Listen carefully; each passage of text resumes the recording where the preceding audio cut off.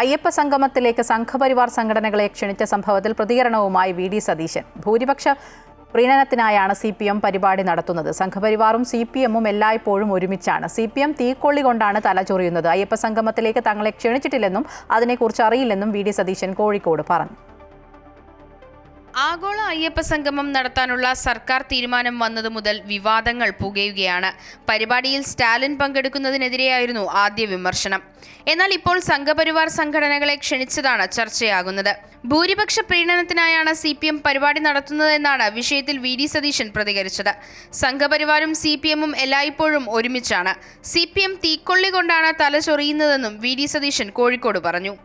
CPM ഭൂരിപക്ഷ വർഗീയതയെ പ്രീണിപ്പിക്കുക എന്നു മുതലാണ് CPM-ന് ശബരിമലയോട് ഈ പ്രേമമുണ്ടായത്. ഭൂരിപക്ഷ വർഗീയതയാണ് CPM ഉയർത്തുന്ന ആയുധം.